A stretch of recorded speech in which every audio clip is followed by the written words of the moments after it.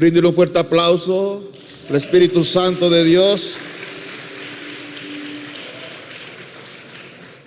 Una de las realidades más ignoradas del ser humano es la realidad de que existe un infierno. A muchos predicadores no les gusta predicar, valga la redundancia, sobre este tema. Y a mucho pueblo no les gusta escuchar que hablen sobre él. Fíjense que a causa de eso, muchas veces tenemos en poco las advertencias que nos hace la Biblia, incluso que nos hace nuestro Señor Jesucristo sobre la existencia de este lugar de tormento. Aún siendo Jesús la persona que más habló sobre el infierno, que más lo mencionó incluso en la Biblia. Fíjense que la Biblia describe el infierno como Seol, Hades, lago de fuego, abismo, fuego eterno, entre otros. Y cuando nuestro Señor Jesucristo se refiere al infierno o habla del infierno, cuando habla de Lázaro y el rico, no habla de una manera figurativa, sino que habla de una manera literal. O sea que ese relato no es una parábola, no es algo que nosotros tenemos que intentar descifrar. No, es de manera literal. Y usted conoce el contexto de cómo Lázaro muere y el rico también. Uno fue llevado a un sitio, otro fue llevado a otro sitio. Mientras que uno fue llevado a un sitio de reposo, el otro fue llevado a un sitio de tormento, dice la Biblia. Y en ese sitio de tormento, el hombre que había sido rico tiene una conversación con el padre Abraham. En el Evangelio según San Lucas, capítulo 16, versículo 23. Vamos a leer un poco. Dice, y en el Hades alzó sus ojos. Este era el hombre que había sido rico, que había sido enviado al Hades. Dice que estando en tormentos, vio de lejos a Abraham y a Lázaro en su seno. Entonces él, dando voces, dijo, Padre Abraham, ten misericordia de mí y envía a Lázaro para que moje la punta de sus dedos en agua y refresque mi lengua, porque estoy atormentado en esta llama. Subraya esa palabra por ahí, atormentado. Continúa el 25 y dice, pero Abraham le dijo, hijo, acuérdate que recibiste tus bienes en tu vida y Lázaro también males, pero ahora este es consolado aquí y tú atormentado. Esta palabra tormento se define como angustia, como dolor intenso, congoja, aflicción, desesperanza en un nivel exagerado, tortura, angustia, hostigamiento y todas las cosas horribles que usted se pueda imaginar. Y el tormento del que está hablando nuestro Señor Jesucristo en este pasaje es un tormento real. ¿Aló, iglesia? Pero ¿cómo es posible que Dios, siendo amor, porque la palabra dice que para siempre su misericordia y que su amor no tiene tamaño, cómo puede crear algo tan horrible como el infierno? ¿Cómo es capaz de que un Dios que dice que es amor pueda hacer algo, haya creado algo tan horrible para el hombre como el infierno? Lo que pasa es que el infierno no fue creado para el hombre. Mateo capítulo 25, versículo 41. Entonces dirá también a los de la izquierda, apartaos de mí, malditos, al fuego eterno preparado para el diablo y sus ángeles. Entonces el infierno no fue preparado para el hombre, pero por causa del pecado, por causa del no creer en el Hijo de Dios, el pecado y la incredulidad arrastran al hombre al sitio que fue preparado para Satanás y sus demonios, y allí el hombre es atormentado. Nosotros tenemos que tener en cuenta algo, amada iglesia, y es que Dios es justo. Y si Dios fuese injusto, o Dios fuese injusto si colocara a buenos y a malos en el mismo sitio. Dios fuese injusto si colocara al que cree y al que no cree en el mismo sitio. Por esta razón, Él hace una separación del bueno y el malo. Vamos a leerlo. Mateo capítulo 25. Vamos a leer el versículo 31. Cuando el Hijo del Hombre venga en su gloria y todos los santos ángeles con él, entonces se sentará en su trono de gloria y serán reunidas delante de él todas las naciones, y apartará los unos de los otros, como aparta el pastor las ovejas de los cabritos. Entonces, ¿hay una separación o no hay una separación de entre los buenos y los malos? Continúa diciendo el 33. Y pondrá las ovejas a su derecha y los cabritos a su izquierda. Entonces el rey dirá a los de su derecha: venid, benditos de mi Padre, heredad el reino preparado para vosotros desde la fundación del mundo. Y leemos el 41. Entonces dirá también a los de la izquierda: apartaos de mí, malditos, al fuego eterno preparado para el diablo y sus ángeles. Entonces, ¿hay o no hay una separación de los buenos y los malos? Nosotros tenemos que estar claros, amada iglesia, que Jesús viene a juzgar. Y es Jesús el que va a sentenciar la condena. Pero no porque Él sea malo, no porque Él quiera echar al hombre al infierno, no, sino que el mismo hombre se mete en el infierno. Y se lo voy a probar bíblicamente. Salmo capítulo 9, versículos 16 y 17. Dice la palabra de Jehová, de Dios: Jehová se ha hecho conocer en el juicio que ejecutó. En la obra de sus manos fue enlazado el malo. Los malos serán trasladados al Seol. Toda la gente que se olvida de Dios. La Nueva Versión Internacional dice: los impíos serán trasladados al Seol y todas las naciones que se olvidan de Dios. Fíjese que dice que por la obra de sus manos es enlazado el malo.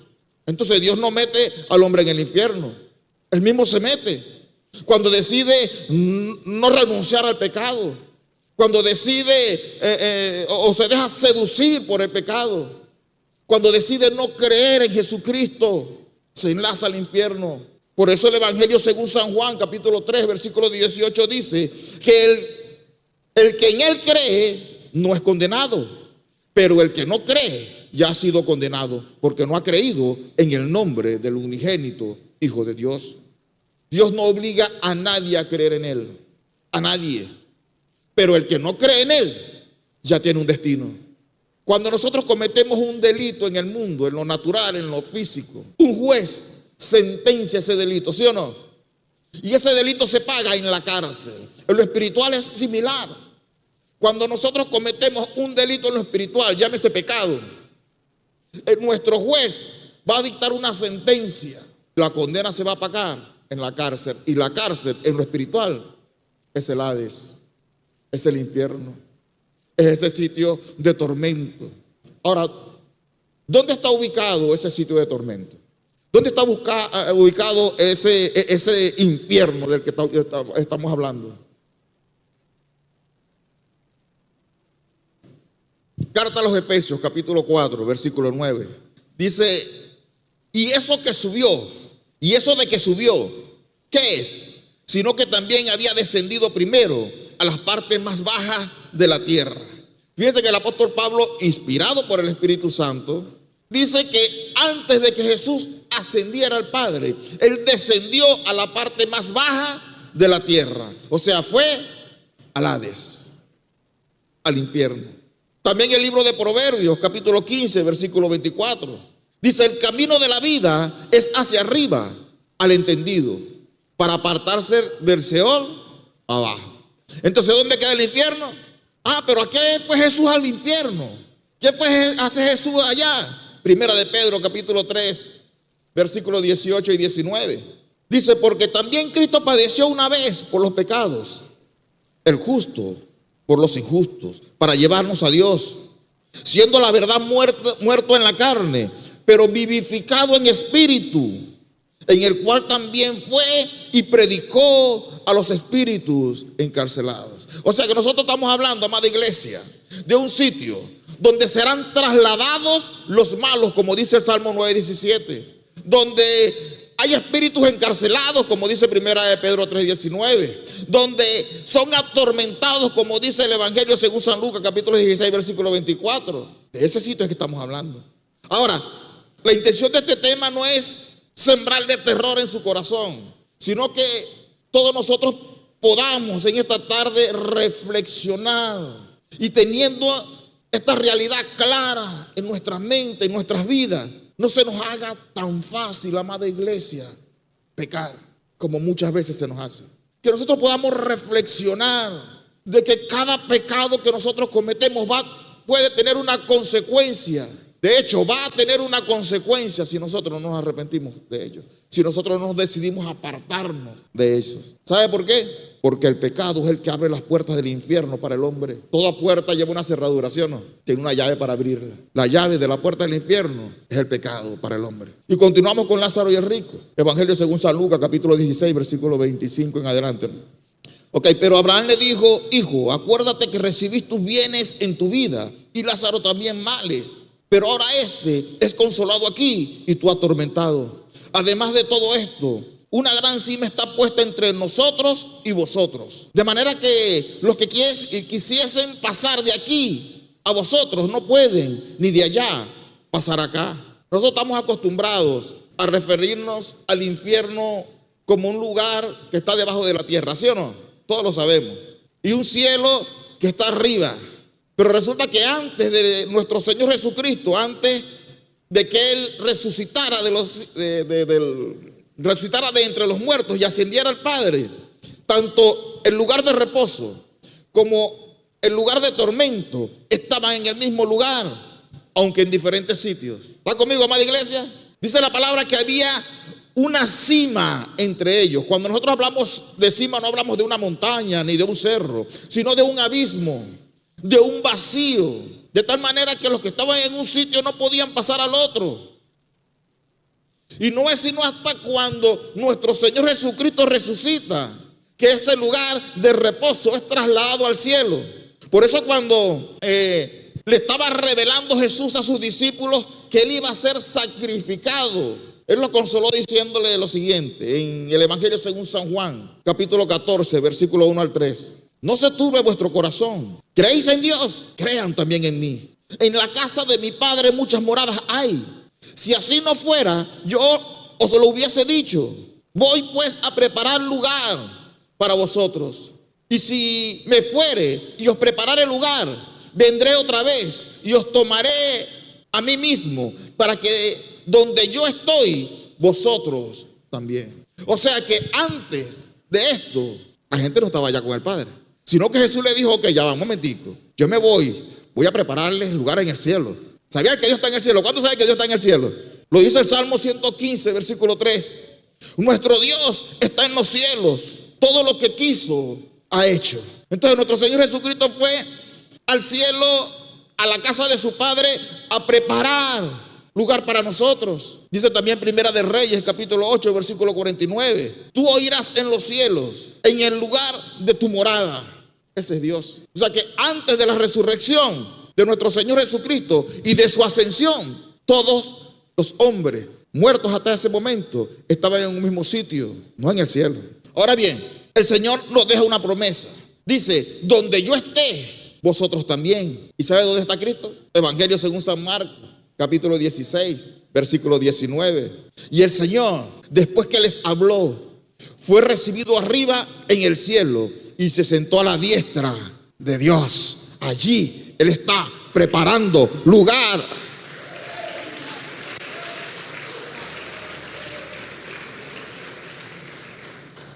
Evangelio según San Marcos. Ya esto lo leímos, ok.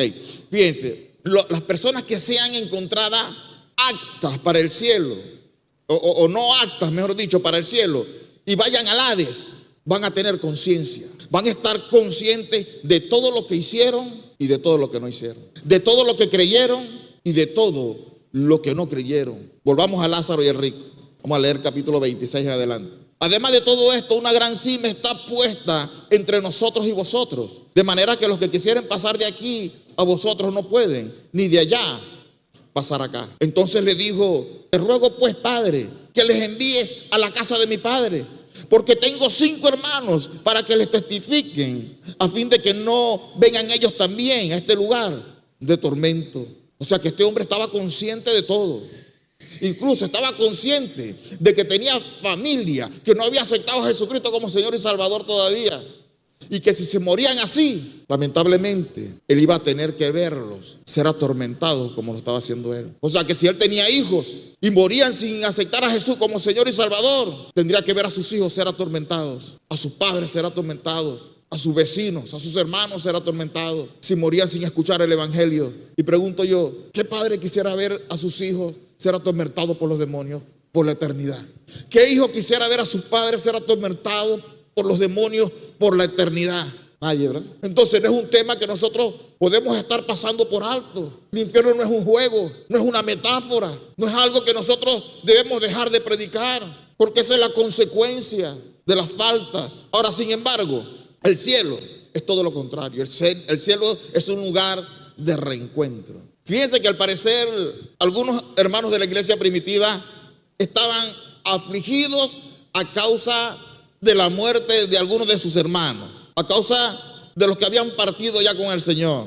Y Pablo les dice, o sea, de manera de consuelo, lo siguiente, en 1 Tesalonicenses, capítulo 4, versículo 13 en adelante. Yo lo voy a leer en la Nueva Versión Internacional. Les dice Pablo: hermanos, no queremos que ignoréis lo que va a pasar con los que ya han muerto, para que no se entristezcan como esos otros que no tienen esperanzas. ¿Acaso no creemos que Jesús murió y resucitó? Así también Dios resucitará con Jesús a los que han muerto en unión con Él. Conforme a lo dicho por el Señor, afirmamos que nosotros, los que estemos vivos y hayamos quedado hasta la venida del Señor, de ninguna manera nos adelantaremos a los que hayan muerto. El Señor mismo descenderá del cielo con voz de mando, con voz de arcángel y con trompeta de Dios, y los muertos en Cristo resucitarán primero. Luego, los que estemos vivos, que hayamos quedado, seremos arrebatados junto con ellos en las nubes para encontrarnos con el Señor en el aire. Y así estaremos con el Señor para siempre. Por lo tanto, anímense unos a otros con estas palabras. Dice que tanto los muertos en Cristo como los que seremos arrebatados junto con ellos en las nubes se encontrarán con el Señor Jesucristo en el aire y estaremos con Él para siempre. En ese sitio, si usted tiene familiares que murieron en el Señor, allí usted se va a encontrar con Él. ¿Sabe por qué? Porque usted no se va a olvidar de sus familiares cuando esté en el cielo. Usted no va a perder su conciencia. Entonces, mientras que el infierno es un lugar de oscuridad, de tiniebla, de tormento, el cielo es un lugar de reencuentro. Y esa es nuestra esperanza en Cristo Jesús, de que ese momento nosotros podamos ver a los seres amados que ya partieron con el Señor. Ese es nuestro consuelo que nos da nuestro Señor Jesucristo. Y si yo pregunto aquí, ¿quién quiere irse para el infierno? Levante la mano el que quiere irse para el infierno. Nadie levanta la mano. Nadie me va a decir: hermano Luis, yo me quiero ir para el infierno porque a mí me gusta que los demonios me atormenten de noche y de día y hasta por la eternidad. Entonces la pregunta aquí no sería ¿quién quiere irse para el infierno? La pregunta sería: ¿qué estás haciendo tú para no ir al infierno? ¿Qué medidas estás tomando tú para no ir a ese lugar de tormento? Como les decía, la persona que más habló sobre el infierno fue Jesús. Y así tenía que ser, amada iglesia. Porque si nosotros conociéramos del infierno solamente por los profetas o por los hombres de Dios que hablaron de él, lo más seguro es que hubiese duda de su existencia. Pero fue el Señor Jesucristo quien nos los describió en su totalidad. Y por eso no puede haber duda de que el infierno es real, de que el infierno existe. Entonces la pregunta sería: ¿qué estás haciendo tú para no ir al infierno? Jesús habló del infierno, habló de ese sitio de condenación, pero también habló de la forma de cómo nosotros podemos escapar de él, huir de él. Mateo capítulo 5, versículo 21 en adelante. Oíste que fue dicho a los antiguos: no matarás, y cualquiera que matare será culpable de juicio. Pero yo os digo que cualquiera que se enoje contra su hermano será culpable de juicio. Y cualquiera que diga necio a su hermano será culpable ante el concilio. Y cualquiera que le diga fauto quedará expuesto al infierno de fuego.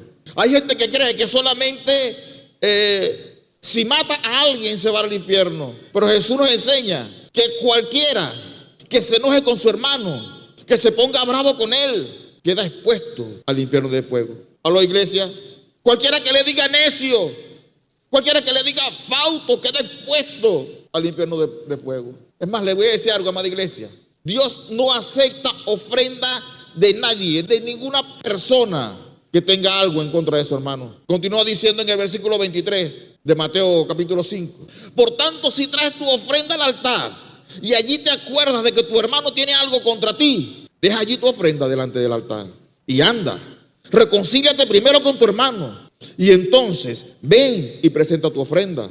Ponte de acuerdo con tu adversario pronto, entre tanto estés con él en el camino. No sea que el adversario te entregue al juez y el juez al alguacil y seas echado en la cárcel.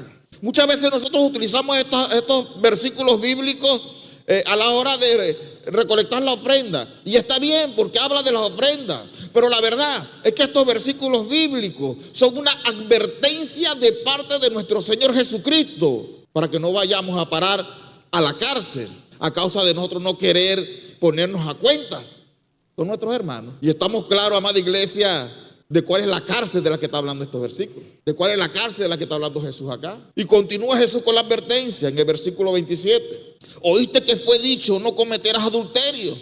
Pero yo os digo que cualquiera que mira a una mujer para codiciarla, ya adulteró con ella en el corazón. Por tanto, si tu ojo derecho te es ocasión de caer, sácalo y échalo de ti. Pues mejor te es que se pierda uno de tus miembros y no que todo tu cuerpo sea echado al infierno. Y nosotros tenemos por costumbre de pensar que hay pecados grandes, que hay pecados pequeños. Amada iglesia, sea grande o sea pequeño, pecado es pecado y lleva a la humanidad al infierno.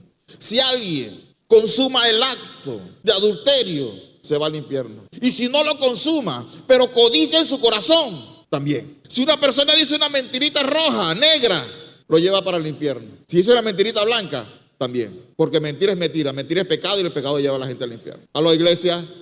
Y si tu mano derecha te es ocasión de caer, córtala y échala de ti. Pues mejor te es que se pierda uno de tus miembros y no que todo tu cuerpo sea echado al infierno. Y yo me pregunto, ¿qué valor tiene un ojo? Uno de sus ojos, ¿qué valor tiene? ¿Qué valor tiene una de sus manos? Nuestro Señor Jesucristo acá nos quiere decir que cueste lo que nos cueste, nosotros debemos separarnos de lo que nos hace pecar. Que cueste lo que nos cueste, debemos separarnos del pecado que va a traer consecuencias en nuestras vidas. Ahorita como saltaban y brincaban. Evangelio, según San Mateo, capítulo 10, versículo 28. Y no temáis a los que matan el cuerpo, mas el alma no pueden matar. Temed más bien a aquel que puede destruir el alma y el cuerpo en el infierno. La Nueva Traducción Viviente dice, no teman a los que quieran matarles el cuerpo, no pueden tocar el alma. Teman solo a Dios, quien puede destruir tanto el alma como el cuerpo en el infierno. Dice que debemos ser temerosos de Dios, porque Él tiene el poder de destruir el alma y el cuerpo en el infierno. De eso es que tenemos que temer, de Dios. Y una persona temerosa de Dios sabe que tiene que renunciar a muchas cosas en su vida, que sabe que a Dios no le agradan y que van a tener consecuencias en su vida. Una persona temerosa de Dios sabe que tiene que mantener su santidad por sobre todas las cosas, que no importa lo que le cueste, debe alejarse del pecado. Eso es una persona que teme a Dios. El libro de Apocalipsis capítulo 21 versículo 8 dice, pero los cobardes e incrédulos, los abominables y homicidas, los fornicarios y hechiceros, los idólatras y todos los mentirosos tendrán su parte en el lago que arde con fuego y azufre, que es la muerte segunda. Cuando nosotros conocemos esta realidad, amado, debemos entender que tenemos que mantenernos firmes en nuestra fe, firmes en nuestra santidad. Y todas estas advertencias tenemos nosotros de parte de nuestro Señor Jesucristo. ¿Sabe por qué? Porque en el corazón de Dios está que nadie, absolutamente nadie, ningún hombre vaya al infierno. Eso está en el corazón de Dios. Por eso la segunda carta a Pedro, de Pedro, capítulo 3, versículo 9, dice lo siguiente: el Señor no retarda su promesa, según algunos tiene por tardanza, sino que es paciente con nosotros, no queriendo que ninguno perezca, sino que todos procedan al arrepentimiento. Y nuestro Señor Jesucristo, amada iglesia, vino para esto. Vino para librarnos de las consecuencias del pecado, para librarnos del infierno, para salvarnos de la condenación eterna. Para eso vino nuestro Señor Jesucristo. Y el día en que nació nuestro Señor Jesús, dice la palabra que un ángel se le apareció a unos pastores y le dice lo siguiente. Evangelio según San Lucas, capítulo 2, versículo 8 en adelante. Dice que habían pastores en la misma región que velaban y guardaban las vigilias de la noche sobre su rebaño. Y he aquí, se le presentó un ángel del Señor y la gloria del Señor los rodeó de resplandor y tuvieron gran temor. Pero el ángel les dijo: no temáis, porque he aquí os doy nuevas de gran gozo, que será para todo el pueblo. Dios, que os ha nacido hoy en la ciudad de David un Salvador, que es Cristo Jesús, que es Cristo el Señor. Un Salvador. Dice también el libro de los Hechos, capítulo 4, versículo 12. Y en ningún otro hay salvación, porque no hay otro nombre bajo el cielo dado a los hombres en que podamos ser salvos. Jesús vino para salvarnos de ese infierno del que estamos hablando, de ese lugar de condenación, amada iglesia. El único que puede perdonar nuestros pecados es Jesús. El único que puede librarnos de la condenación es Jesús. El único que puede traernos salvación y vida eterna es Jesús. El Evangelio según San Juan, capítulo 14, versículo 6. El mismo Jesús dijo: yo soy el camino, la verdad y la vida. Nadie va al Padre si no es por mí. Eso lo dijo nuestro Señor Jesucristo. Y cuando nuestro Señor Jesucristo se estaba preparando para ir al Padre y deja la promesa del Espíritu Santo, dice también en el Evangelio según San Juan, capítulo 16, versículo 8. Y cuando Él venga, convencerá al mundo de pecado, de justicia y de juicio. Eso fue la promesa que hizo Jesús a sus discípulos y a toda la humanidad. Que el Espíritu Santo de Dios, que iba a descender sobre la vida de todo hombre, de toda mujer, de todo joven, de los niños, iba a traer convicción a nuestras vidas del pecado, de juicio y de justicia. Y yo oro para que todos nosotros, la iglesia, podamos realmente reflexionar sobre esto y que podamos ponernos a cuentas con Dios y que podamos alinearnos a sus preceptos, a sus estatutos, a sus mandamientos, como decía el hermano Julio hace rato. Porque de lo contrario, entonces vamos a tener consecuencias. Romanos 8, 1 y 2. Ahora pues ninguna condenación hay para los que están en Cristo Jesús. No sé, yo hubiese aplaudido. Ninguna condenación hay para los que están en Cristo Jesús. Los que no andan conforme a la carne, sino conforme al Espíritu. No hay condenación, amada iglesia, para aquellos que se alineen, para aquellos que tienen el valor de arrepentirse de sus pecados y nunca más volverlos a cometer. Aquellos que tienen la humildad de reconocer sus errores. Aquellos que son capaces de negarse al orgullo, la altivez del corazón. Para eso no hay condenación. Para los que creen en Jesucristo no hay condenación. Para los que lo confiesan con su boca no hay condenación. Para los que le sirven con amor, con pasión. Dice el libro de los Hechos, capítulo 3, versículo 19. Así que arrepentíos y convertíos para que sean borrados vuestros pecados, para que vengan de la presencia del Señor tiempos de refrigerio.